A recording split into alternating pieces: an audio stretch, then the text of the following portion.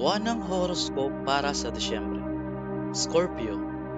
Ang mga taong may zodiac sign na Scorpio, ang buwang ito ay magiging kaaya-aya para sa inyo sa tulong ng Mercury at Venus.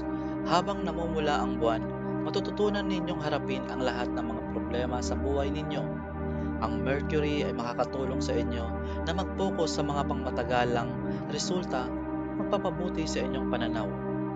Sa inyong love horoscope para sa Disyembre, kinakailangan ninyong mag-focus sa pagbibigay ng higit pang kumpiyansa sa inyong partner sa inyong relasyon.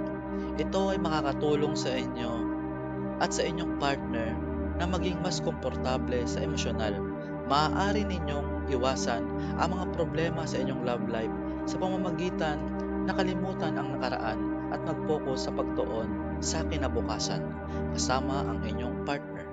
Bukod dito, kailangan ninyong maging bukas ukol sa inyong mga pangangailangan sa inyong partner upang magkaroon ng malusog at masayang pagsasama. Sa aspeto naman ng inyong kalakalan, kinakailangan ninyong maging maingat sa paggawa ng mga mahalagang desisyon sapagkat ang maliit na pagkakamali ay maaaring magdulot ng malaking pagkawala sa inyong yaman. Ayon sa inyong finance horoscope, dapat din maging maingat sa pagplano para sa pagkuha ng negosyo sa kasalukuyang panahon dahil sa hindi magandang kalagayan ng mga planeta. Ang magagawa ninyo ay maghintay ng tamang panahon para mamuhunan.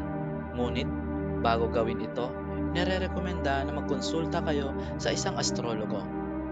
Hindi makakatulong ang Disyembre pagdating sa paglago ng karera.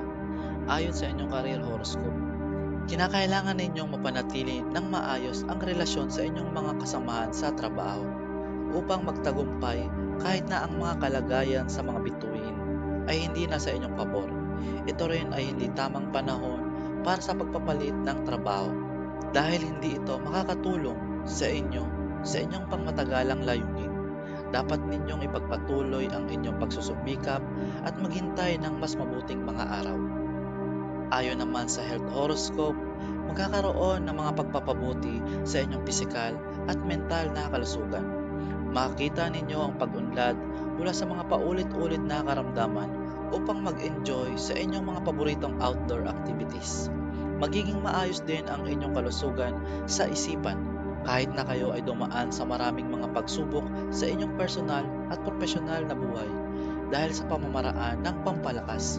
Bukod dito, kailangan ninyong sundan ang inyong regular na ehersisyo at diet para mapanatili ang inyong pisikal na kalusugan. Tip para sa Disyembre: sundan ang landas ng karunungan upang makarating sa inyong nais puntahan.